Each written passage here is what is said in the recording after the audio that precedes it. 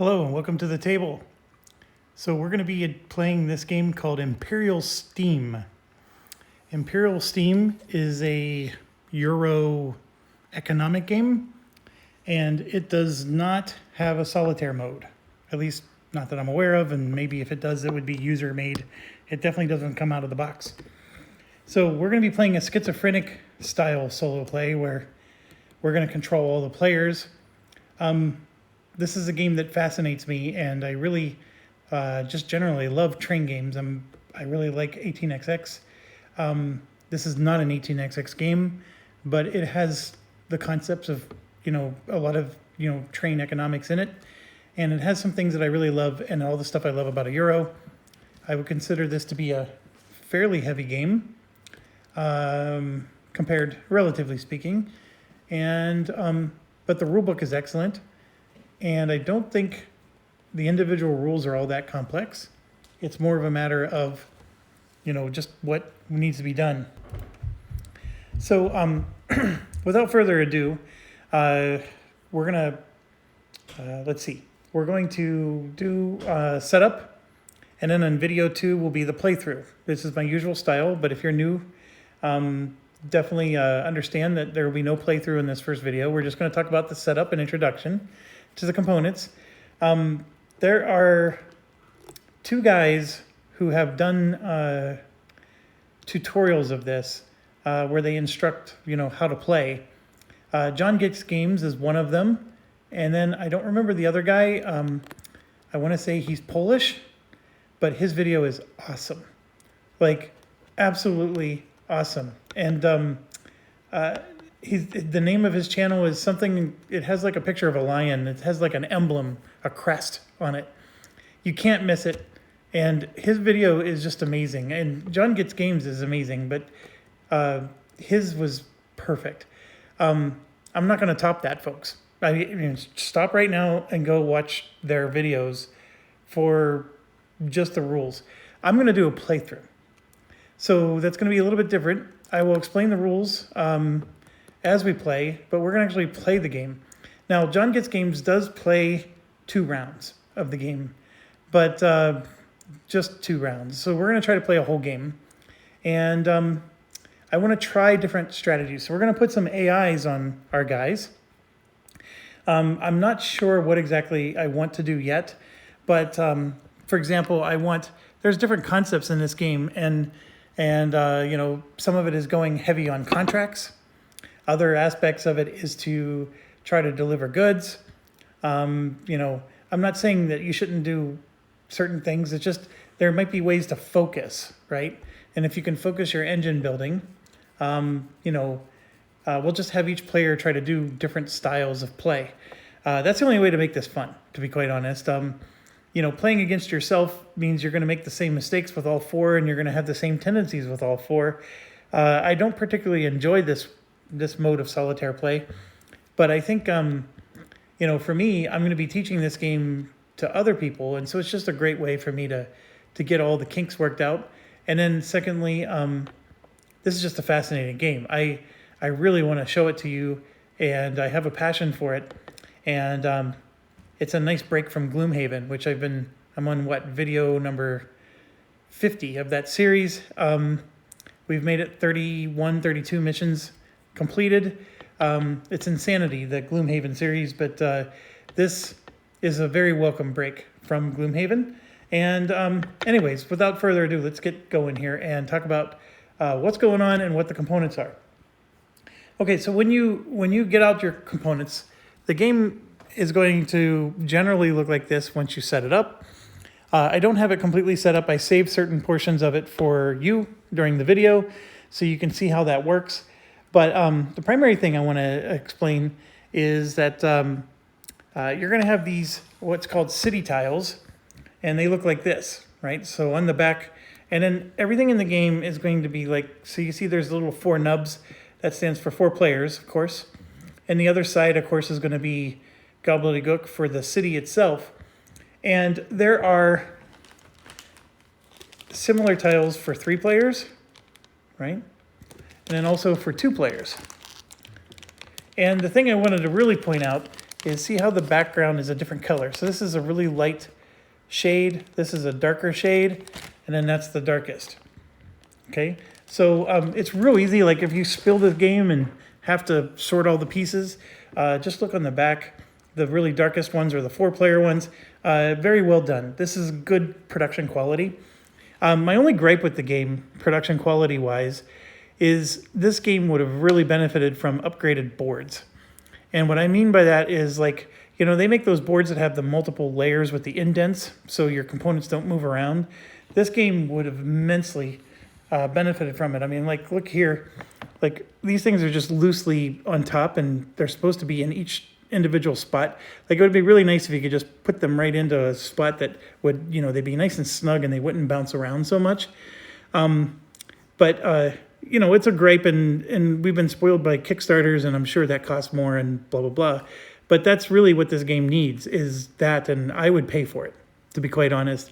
It's a lot less, you know, like here.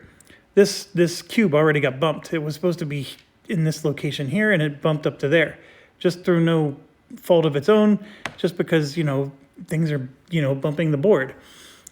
So it would have been nice. Okay. So I know I jumped in and explained about the player tiles, but let's talk about everything else. You're going to have 4 markers. They look like little gravestones. I don't know what you would call that shape-wise. Thumbnails, maybe. I'm sure there's an official term. I don't know it, but I call them gravestones. You're going to put them here along this track, and then you're going to have, you know, these as well, one for each player color. Those are going to go here, and we'll talk about those in a second. You're going to determine player order, but please understand that the player order is just very temporary, and then you're going to be doing a blind bid for player order. Now, for those of you who do like the idea of playing this schizophrenic solitaire, most of the time you can play all sides if there's no blind bidding. There is blind bidding at the very beginning of the game, but for the rest of the game there is not blind bidding.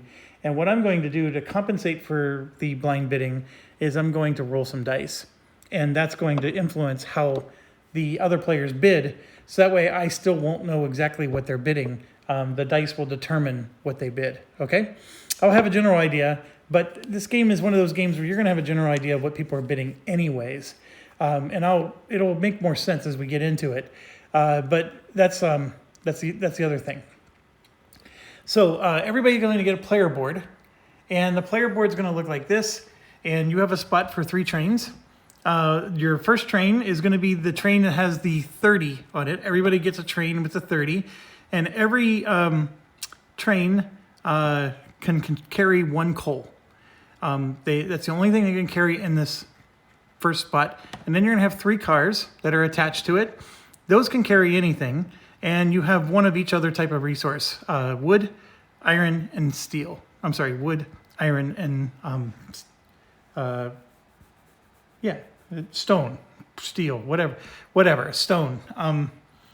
So brown, gray, and yellow, or orange. That's all that matters. Okay.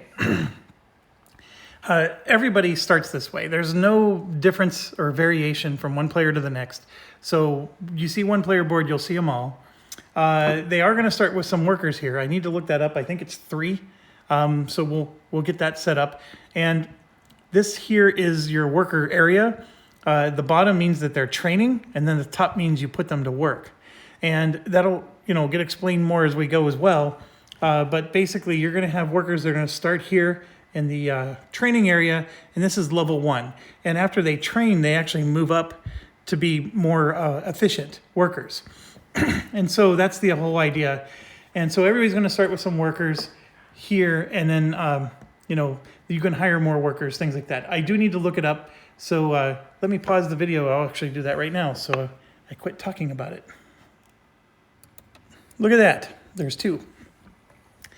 Okay, and then everybody's going to start with a train station in Vienna, and those train stations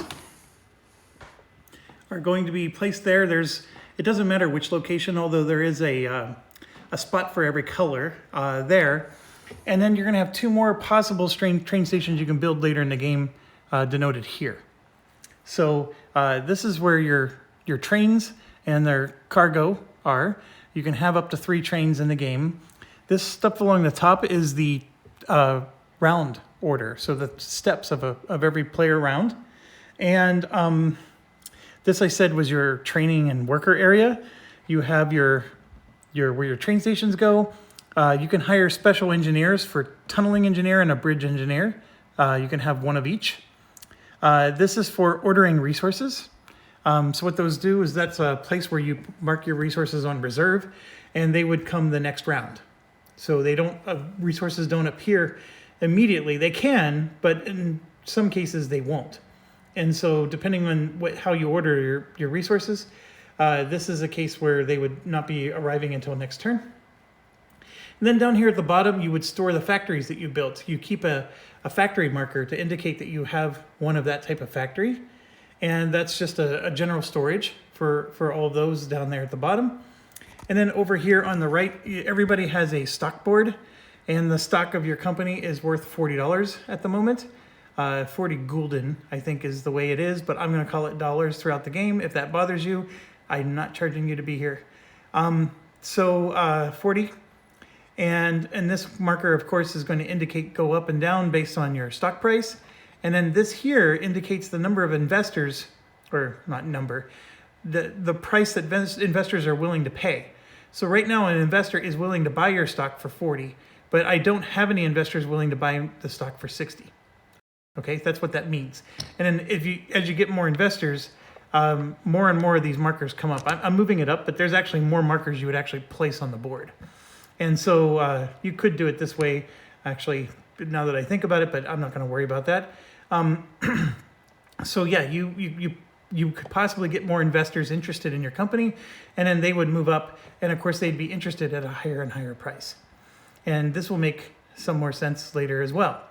But just want to get you introduced to the various mechanisms. And then over here, you have your resource board. And as it shows, there's wood, stone, iron, and coal. And you need to have, that's probably, yeah, doesn't matter. So you just fill up the entire thing. Doesn't matter if it's a 2, 3, or 4 player game. This gets filled up all the way. And then, of course, it's just a basic market where you would buy off the top and you would just pay the price that's indicated in the middle. Okay, so fill that up all the way. Every player gets 2 of these hands. These are the number of actions you can take on a given game round. And you start the game with the ability to do 2, but you'll get more later. Very quick, actually. It doesn't take long. These tiles here, you can see are numbered from 1, right up here in the top right corner. You can see it's numbered 1, 2, 3, 4, all the way through 11. You technically don't need to put this in numerical order, but these are your actions that you get to do during the game. And so you just need to place them somewhere that's visible for all the players to use. And then, during your turn, you're just going to take your hands and place it on whatever action you choose to do. This is the bulk of the game, and most of the rules of the game are there. Okay? The game board itself is it's very long. And so it's going to take a bit for me to reach to the front. And then, of course, the way my camera is angled, it sits on the table like this. So you can see this part really well, but if I'm doing something way up there, I got to move it up. But hopefully I'll manage that okay. I wanted to point out, we'll talk about the game board some more real quick. For example, we already covered the resources portion of it, but I want to cover this first. You're going to have boards that look like this. This is the factory board, and on the factory board is going to be the number of players. So it is going to be different based on the number of players in the game. We're doing the 4-player factory board, and so that's all the components in the game fill up that board. Obviously, you would have a lot of leftover components in a 2-player game. And then the 4-player board, if you flip it over, this is, of course, the 2-player board you're looking at. The 3-player information is on the back of the 4-player board. Okay, so I have it all filled up, or I'd show it to you. But just trust me on that. And then you have I call that I don't even remember what that board's called, but I would call it the city board, right? So you're going to there's 4 hub cities, and it's a brown, blue, green, and white hub city, okay? Those 4 hub cities also have their own unique board. And you can see here, this is a 2-player hub city board. And the big key difference is with 2-player boards, the number of spots for engineer markers is reduced.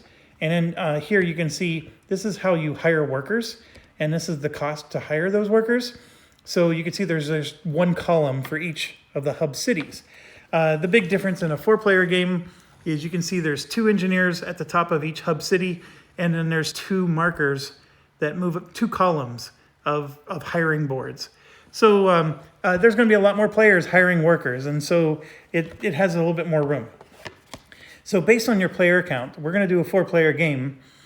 So you're going to see all the components in action. But based on your player count, you would have to use different boards. That's the biggest thing I just want to point out. We're not using these boards, so they're going to go back in the box. As was the city tiles that I pointed out to you. Those go back in the box. Also, you're going to have cards that look like this. And there's going to be black cards, gray cards, and white. They tend to match the city tiles. Okay, there's different ways to set up this game. There's a fixed mode, and I'll explain to you how that works. We're going to do what's called normal mode. So I'm going to show you a normal game instead of a fixed game. And once again, you grab the cards that are based on the number of players. So in a 4-player game, we're going to use this deck here. These other 2 decks are not used because this is for a different number of players. These cards are really genius. I do love the idea of them. I think the designer did a really good job with them. And we'll get into some more detail on how this works in a second, because this is going to be, these cards are used for setup, and then we don't need them anymore. So what this does is we're only going to use 1 of these cards, and that's going to guarantee how much setup we do. So that's pretty cool, huh? I think it is. It makes the game very difficult for people. So here's the deal. Like with 18xx games in particular, it's pretty easy for people to math it out or get a system. Like, I'm going to always, take this company and start it for this amount of money. Or even like in Agricola, you have your opening game where you have a method where I'm going to grab this type of worker first, or I'm going to go to this spot second. And you get into like this groove where every time you play, you just do the same formula. This game really messes with you in that regard, because the setup is so different that what worked for you in the last game may not work for you in this game. And that's what's brilliant about it. I mean, there's not a lot of these cards. There's only 5 of them, right? But 5 different setups. I don't know. I mean, I guess you could play this game enough times that you even have all 5 of those figured out. But I would hope that that would give you hours and hours of enjoyment before somebody would ruin your day like that. Okay, the other thing is we have other cards. We have these red cards here. These are also used for setup. And then this adds even more wild variation because there's a whole bunch of these. And we're only going to use like 3 or 4 of them every time we set it up. So this does add a bit more to the setup. I'm curious as to why we got so many of these and so few of the others, but that's okay. Don't worry about it. We're going to play it. We're going to have a good time. This game seems awesome. Okay, then you're going to have cards that look like this, and they have these little 3 shields on the bottom. They tend to be hard to see, like depending on how the light's glaring on it or whatever. But there's cards that have 3 shields on them, and then 2 shields, and then you'll see this one has 1 shield, right? And if you're ever really concerned that that's like, oh man, I don't like that, just turn them over. They all have 3 shields on the bottom here. So if you see, every single one of them has 3 shields on the bottom, then every single one of these is going to have 1 shield on the bottom. So you can always just look at the other side, and it's a little more pronounced. The problem with looking at the other side is you need to shuffle these, and you don't need to know what they are. So once you've peeked at them, then you got to shuffle them every time. So it is nice to look at the other side. Okay.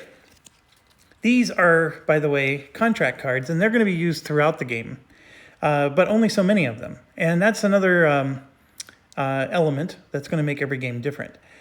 So with that being said, it's the number of contract cards is the number of players plus 1 for each type. So This one has the 3 shields on it, so we would do 1, 2, 3, 4, 5, right? The rest of these are out of the game. And then for the 2, 1, 2, 3, 4, 5, rest are out of the game. And then for the 1, 1, 2, 3, 4, 5, and the rest are out of the game. Obviously, if you're only playing a 2-player game, it'd be 3, 3, and 3. So that's just a way to think about it and remember it. Okay, so we can reveal those. I don't think there's any harm in revealing those now. Sometimes it's like certain information doesn't get revealed until players make certain choices. I think this is okay to reveal them now. And in fact, we need to reveal them and make them available for all the players to see. So I'm going to go ahead and pause the game and then get that out so you don't have to watch me do this part, and I'll be right back. And voila, all the cards are now out with the, those are the single shields, the double shields, and then the triple shields. And the difference between them, of course, is that the triple shields are the more difficult contracts, and they have the highest payouts. And we'll talk about those a little bit more when we go through the playthrough. But for the setup, that's what you need to know. And so there's the 3 types of, the 3 levels of difficulty of contracts. And every single contract, by the way, well, I'll introduce it and then we'll explain it more later. But basically, a contract is simple. You just need to have this many factories. And then, you know, those factories, once you have that number, 1 orange and 2, so 1 iron and 2 coal, then you're good to go, right? And you can, and then this here forces you to reserve some of your train cars, which means that 3 of your train cars are no longer usable in the game because they're dedicated to fulfilling this contract. That's the whole concept, is you're dedicating some of your train cars to fulfill this contract, which would then make those cars not available. And then the other thing about taking a contract is 3 investors will go into your stock board. And that's how you can get investors to be interested in you. But I'm getting a little ahead of myself. This is part of like how to play the game. And let's go ahead and finish the setup. Okay, so we went over the player board setup, stock board setup. We have our actions out. We have our 2 action tokens. We have the contracts that are out. The resource board is filled up. We've selected the correct factory board and filled that up. We've selected the correct player hub or city hub board, and we have these neutral cubes at the bottom. They all start along the bottom. These engineer tokens, one of these is a bridge engineer, one's a tunnel engineer. You randomly place them. So you can see these I went from left to right and just had them all in my hand and shuffled, and just whichever one dropped out of my hand first. So you randomly place them, 2 per hub in a 4-player game. That changes in a 2 or 3-player game. And then you'll see here I got these things that are upside down, and these are randomized. Now in a fixed game, they are not randomized. There's a specific one that goes here, here, here, and here. I'm not doing a great job of explaining the fixed versus normal in that regard, but it's laid out in the rule book. It's real easy to see, but basically a certain one goes here, a certain one there, etc. But in a normal game, they're randomized. So we're just going to pick one, and you can see how it has this 1, 2, 2, 1, 1, and it just goes here, here, there, and there. Now there's not a lot of differences between them, but they do have some variation. And now what are those things for? They determine how much the city moves up on the influence track when you deliver goods to them.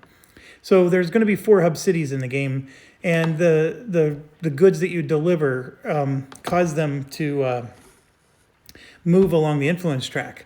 And this is how much they move based on how many goods have been delivered. So the leftmost number would be the first good delivered, and then the rightmost number would be the 5th. And each of the hub cities can take 5 resources. And I can show you that here because these are your 4 hub cities.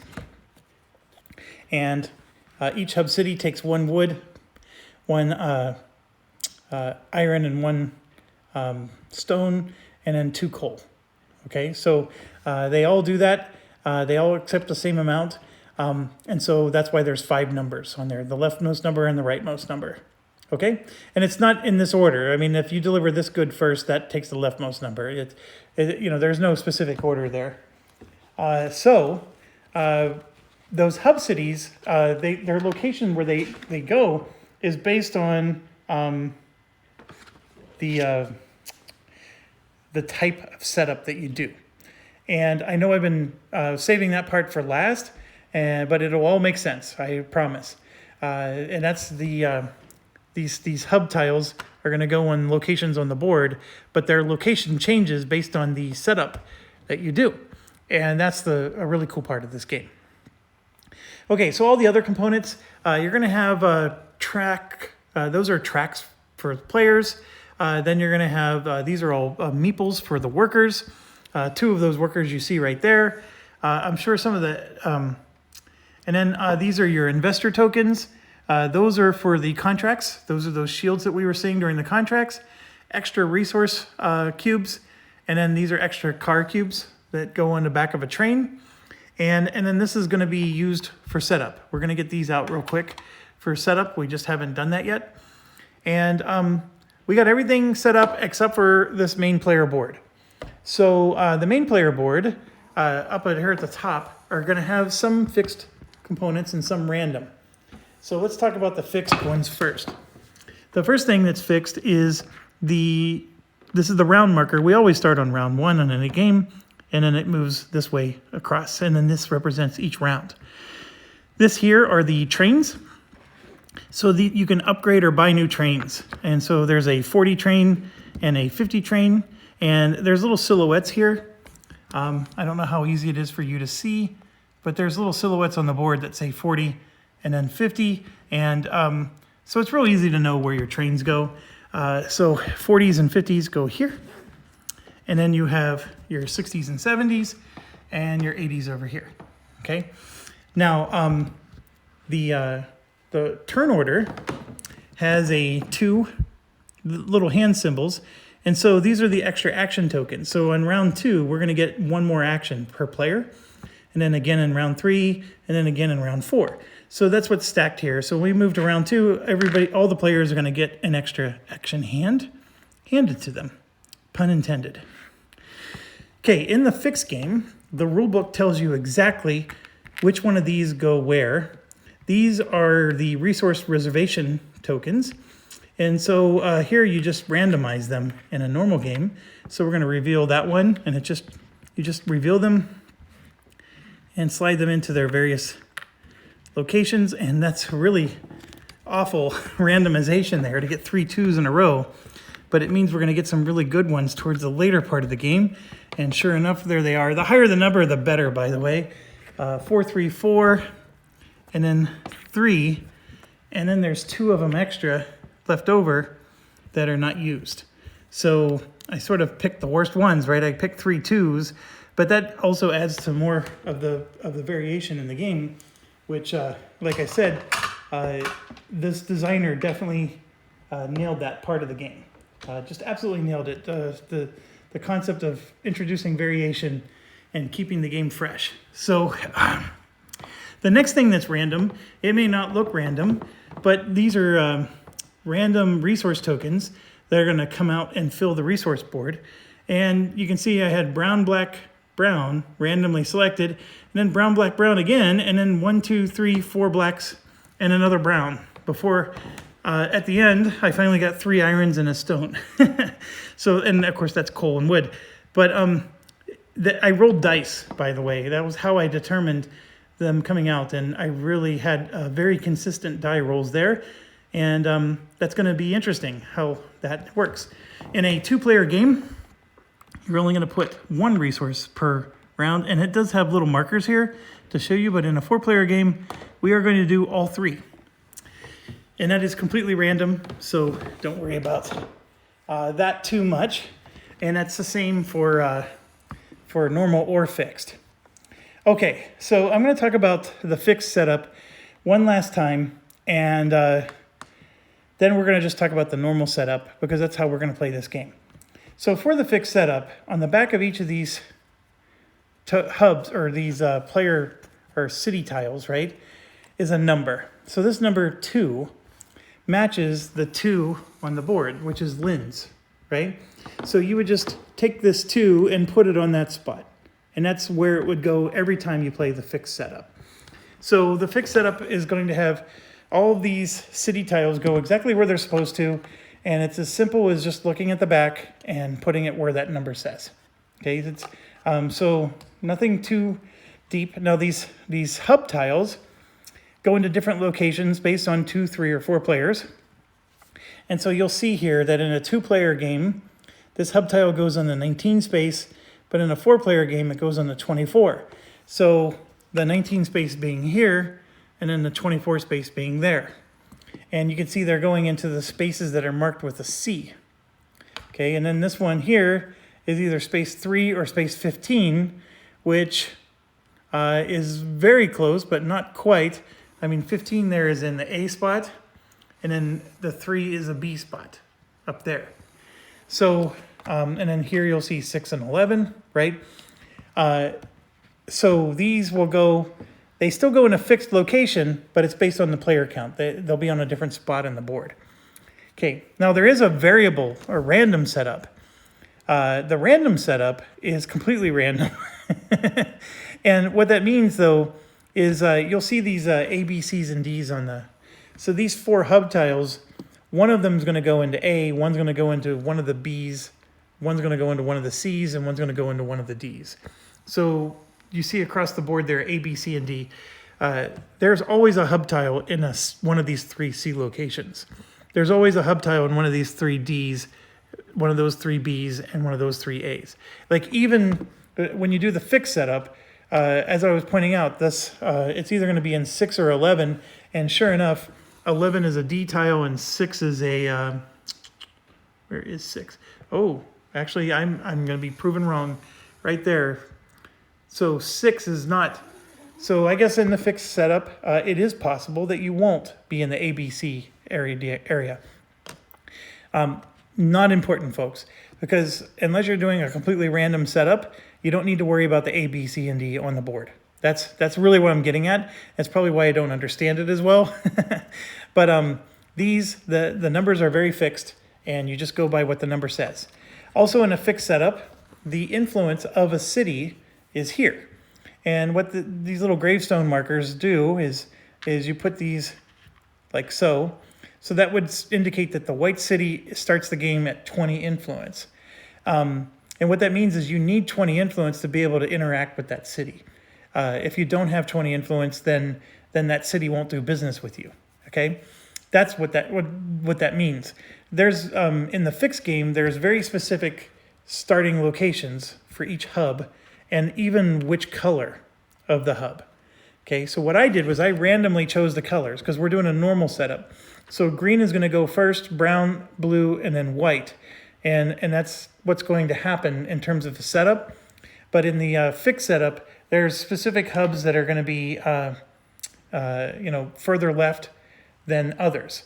And so in this situation, green is going to be the furthest to the left, and white is going to be furthest to the right. And like I said, that's purely random. You get to randomize that. Now, we did say that the players are starting with this particular player order, and so it's going to look like this at the start. But like I said, we're going to do a blind auction and bid how much influence we want to start the game with. And so if I bid, for example, 6 influence, or 60 there, and somebody else bids 60, because I was originally the first player, I retain the first player position. If this person bids 70, then they become the first player because they have a higher influence than me. But this particular starting order that you start the game with, the only point of that is to basically break ties. Because if we both do 60, I'm going to break that tie and retain the first place. So that's all this player order means right now, is that I'm going to be able to retain first place if I tie somebody. Since we're going to do a blind auction and we're playing schizophrenic mode, I am making myself the first player, and I recommend that you do the same if you're going to do it, largely because we're going to bid first, and then we're going to roll dice to see what everybody else bids.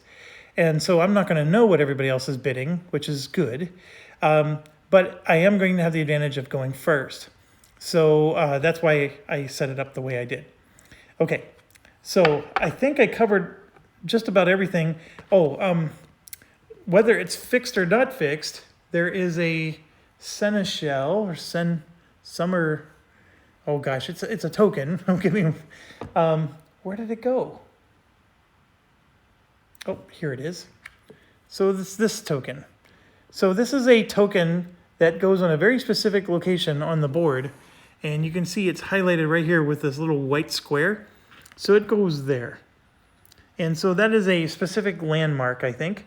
It is a tunnel type of token. And the tunnels, by the way, are indicated by the orange. And that's what the orange engineer is. That's the tunnel engineer.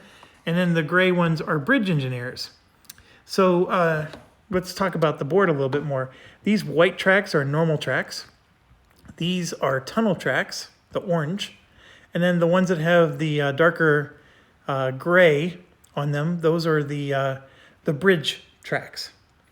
So you need a bridge engineer to use this track, or to build track here. You need a tunnel engineer to do that track, and then you don't need any engineer at all to do the white ones. Okay, so that's just a basic concept, and we'll get into that some more when we play. But that particular token is there, and then the first player to build this connection right here will get that token. And that token will give you extra points at the end of the game. It'll actually let you double your income. And one of the players is actually going to gun for this. In my AI personalities, we're going to have one player shoot for that and see if that makes a difference. So, okay. Enough of that. Let's finish this setup. I think we have everything in place. So the way the rules work is we're going to draw one of these cards. So I'm just going to grab this one, and then all the other ones are out of the game. And this is going to indicate to us where the 4 hub cities go. Okay, so one hub is going to be here, there, there, and there. And it's just randomized, and it tells you right here. And then for this, it's going to be 7, 13, and 21. So these are specific city tiles have to go in that location. And I need to look up, like, there's one of these, but there's 3 of those. I got to look that part up. And then here we're going to have 2, I don't know what you would call this, like government track areas. So there's going to be, like, when you build tracks, you're going to have to pay resources to be able to lay down track, right? But there's going to be 2 areas on the board that are going to be government controlled, and then you have to just pay to lay down track. So you could just use money to lay track. You don't have to use resources. And that's what this is for. And then there's 2 more, because there was a potential for 4 of them to be in the game. In the fixed mode, 3 of these would be in the game, in a 4-player game. There would be less than a 2 or 3-player game. But in this one, you just go by what the card says. So there's only going to be 2. So these 2 are out. So I'm going to just put those somewhere where I'm not going to lose them. And I want to look this up real quick, make sure I'm explaining that right, and then we will get this. Okay, this was simple enough. What it's saying is we're going to draw these 3 tiles, 7, 13, and 21, and then one of them is going to go there. So one of these 3 has to go in that location, and then all the other locations are random. All right, so I'm just going to roll a die. 1 and 2 for 7, 3 and 4 for 13, 5 and 6 for 21. So I rolled a 1. So we're going to put the 7 tile there, which happens to be the one right on top of my stack. That was not staged in any way. So we just got to make sure we line it up with the board here. So way up in the top left is that, and then one of the hub tiles is going to go there. And I'm just going to be, for the lack of a thing, and we're just going to go with the hub order that's already here. We could randomize them. But I don't see any purpose in it. I don't know this game that well that I could tell you what one is advantageous over another. So, for example, Linz is where this is going. And then the hub would go into Amstetten.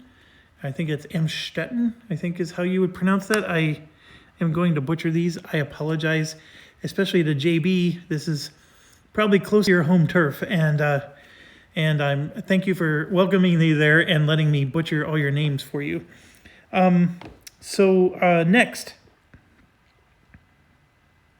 is the rest are random, but let's get the hubs out first. So the next hub is going right here in morale,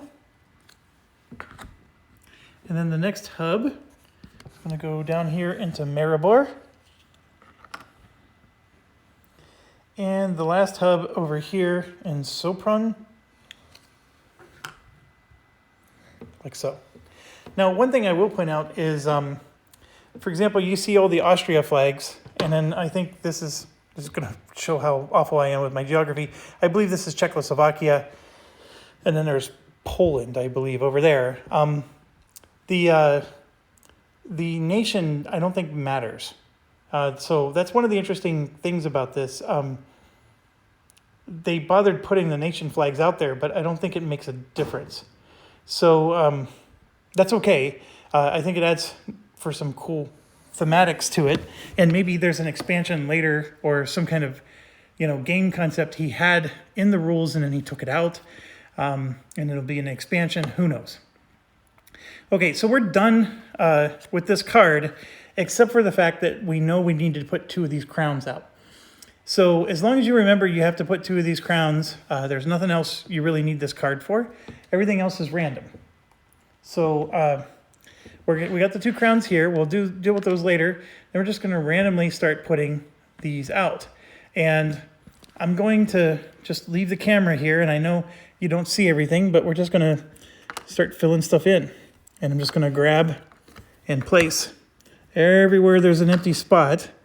And I'm even going to try to be a little random with where on the board I put them. I'm not really paying attention to the numbers because the numbers don't mean anything to me anyways. And we're moving through.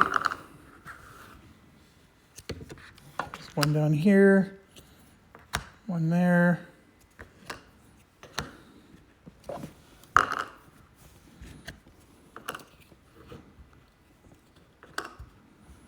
And there we go. All right, so it's going to look like this when you're done. So the hub cities were controlled by the card we drew. That Lin's location was controlled by the card we drew. Everything else random per the card's instruction. Okay, we do need to place these, which I will do in a second.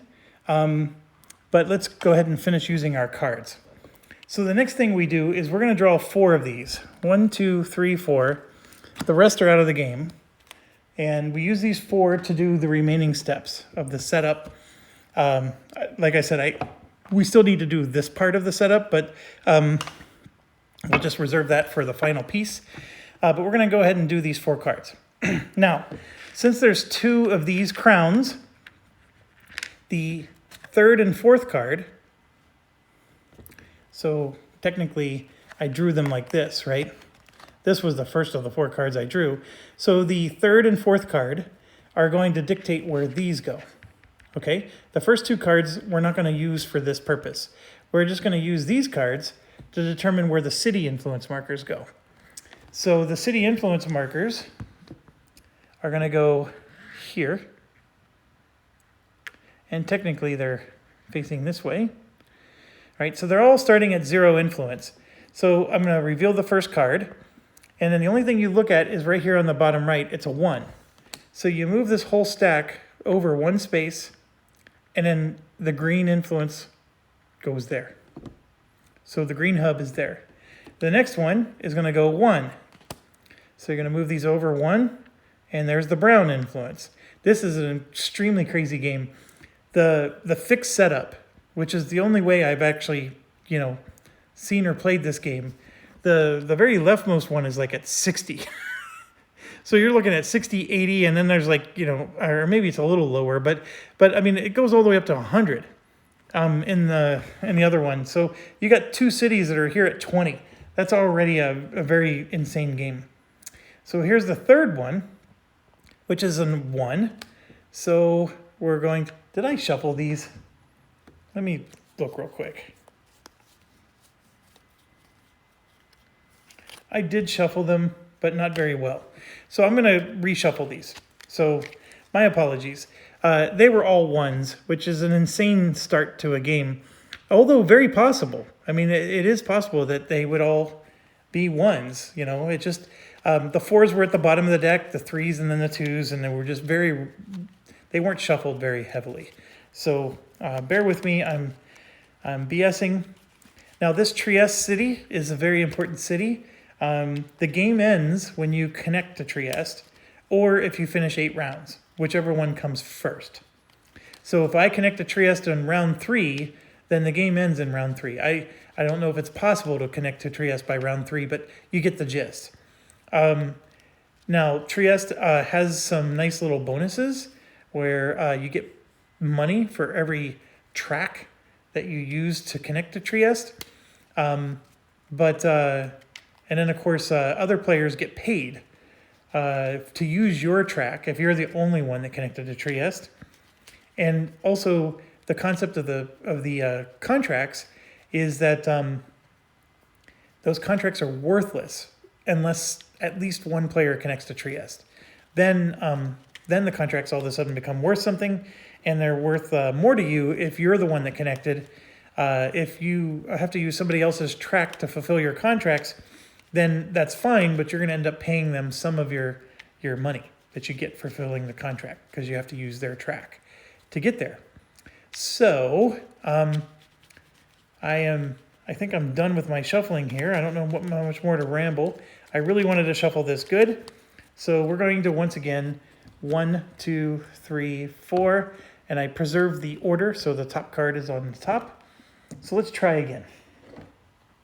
All right, first card is a 4. Oh, look at that. It's already much better. 1, 2, 3, 4, drop off the green. And then I know I just made a big mess. Look at that. There's another 4. So now I shuffled it too much, right? So here we go. 1, 2, 3, 4. And the next one is at 80. Okay. So now we draw the next one. And it's another 4. Okay, that's like completely diametrically opposed to the other situation. And now we're at 120. But we also said we needed to use this card to handle the crown. And all it is you just look where those 2 red cities are. So from this city to that city, there's a crown. And so we go up here to Amstetten and St. Polten, and then just put a crown there to show that that's a track that's owned by the government. So you just have to pay money instead of resources. I guess the track is already there or something like that. And then the last one is a 2. So this would go to 140, like so. And here you could see we got, these 2 cities here. I'm just trying to visualize it so I can look at the board. And I believe that is this location right here between Leoben and Graz. Graz. And there we go. So the influence markers are out, and these cards are done. There's nothing more you need to use them for. Everything from that perspective is set up.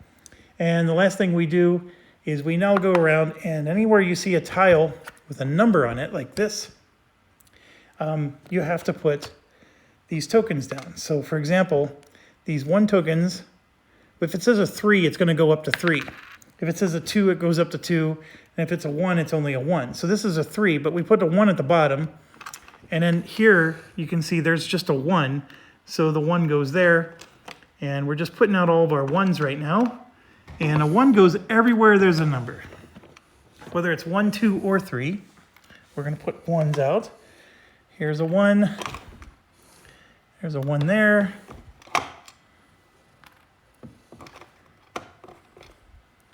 Here. Oh, actually, I need to see the number. I'll cover it up if it's complete. What a mistake I just made. What a mistake to make. Does anybody know that show? That's a big blast from the past. Come on, JB. Do you know What a Mistake to Make? What show is that from? I would say that was 80s, 1980s. It's a British show, just to give a hint. It's not American. So, okay.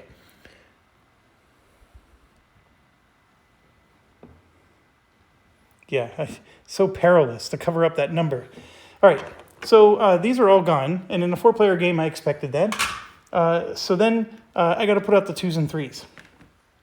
So if it says a 3, of course, it's going to get 2s. Then this one is already covered because it's a 1. So it's finished. This one, whoops. This one finishes. We might as well just finish them all, right? So let's put the 3 on this one. So he's finished. And then I'm just going to double check one last time. And then here's a 2. Finished. Another 2. A 2. A 2. And a 3. 2 and 3. And I have one extra 2. So I did something wrong, I'm sure. So let me pause the game and see if I can find my error. I have one extra 2 and I bet it goes out there. So I could have been a lot more efficient in that, couldn't I? 1 second, I'll be back. Okay, I found it. It was in high flow up here. And I gotta be careful, my camera keeps bumping the components. And there you have it. This is a normal setup. I believe everything is set up now. You are gonna have some keys, set those to the side. We're ready to start a game. So I will do that in the next video. We will actually start with the blind bid and go from there. And then I'll talk about the actions and what the various things mean on the board. But just understand that these city tiles, of course, drive everything. And it is so different from game to game on where they're located that it's really hard for a player to plan out and math out how to win every time. So you have to be really tactical. So every game you have to think of a new plan. Now, it doesn't mean that you're not going to have those players that are always good at thinking of a new plan. That's fine. They'll still beat you every time. But you at least have a fighting chance that they have to at least rethink their strategy each time. And what worked for the last time may not work for this time. All right, so that's the setup for Imperial Steam. Alexander Humer, if I'm pronouncing his name correctly, is the designer, and this is a brilliant game. I am so excited to show this to you. I know other people have already shown this game, and I've already recommended that you go to their channel, but this is what I'm playing at my table, and you're always welcome, even if somebody else already covered this game. So thanks for watching. As always, stay awesome.